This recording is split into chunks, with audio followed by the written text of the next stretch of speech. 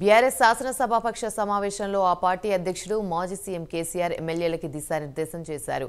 సమస్యలపై అంశాల వారీగా ప్రభుత్వాన్ని గట్టిగా నిలదీయాలని కేసీఆర్ సూచించారు. నాడు రైతు బంధు తీసుకొచ్చిన ఉద్దేశం, ప్రయోజనాలను ప్రజలకు వివరించాలని కేసీఆర్ ఎమ్మెల్యేలు, ఎమ్మెల్సీలను కోరారు.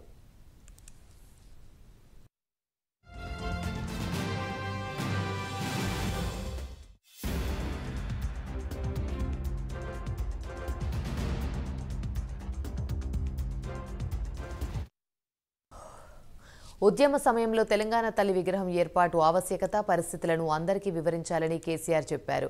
నాడు తెలంగాణ తల్లి విగ్రహం నింపిన స్ఫూర్తి గురించి చెప్పాలని కేసీఆర్ మార్గదర్శనం చేశారు. గతంలో మేధావులు, కవులు, కళాకారుల నిర్ణయం తీసుకోవాలని తెలంగాణ తల్లికి రూపం ఇచ్చాం తప్ప అది ప్రభుత్వ నిర్ణయం కాదని కేసీఆర్ వివరించారు. ఏది పడితే అది ప్రభుత్వం మార్చుకుంటూ పోతే ఎలా అని కేసీఆర్ అడిగారు.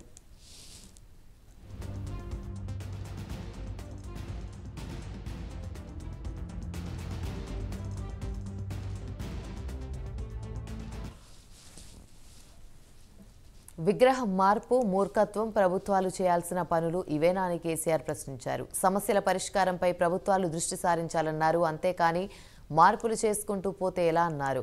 ఫార్మాసిటీ ఎందుకు ప్రతిపాదించొద్దన్న అంశంతో పారిశ్రామికవేత్తల అభిప్రాయాలను వివరించాలని కోరారు. ఎమ్మెల్యేలని కోరారు.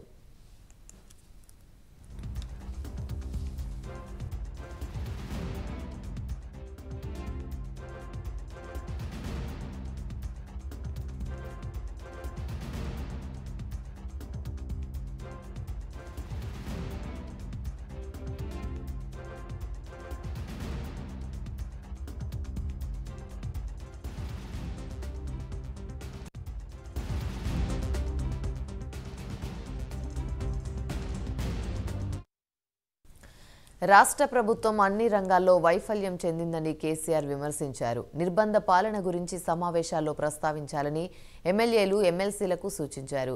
ఎమ్మెల్యేలు, ఎమ్మెల్సీలు ప్రోటోకాల్ విషయమే నిలదీయాలని కోరారు. ఇక కాంగ్రెస్ మేనిఫెస్టో ఆధారంగా వైఫల్యాలను ఎత్తిచూపడం వ్యూహంగా ఉండాలని కేసీఆర్ సూచించారు. ఫిబ్రవరిలో పార్టీ పరంగా బహిరంగ సభ నిర్వహించి సర్కార్ వైఖరి ఎండగడతామని కేసీఆర్ ప్రకటించారు.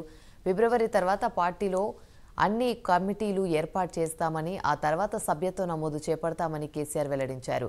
తెలంగాణ తల్లి విగ్రహావిష్కరణ కార్యక్రమం, అసెంబ్లీ సమావేశాలకు హాజరుపై కేసీఆర్ ఈ భేటీలో క్లారిటీ ఇవ్వలేదు.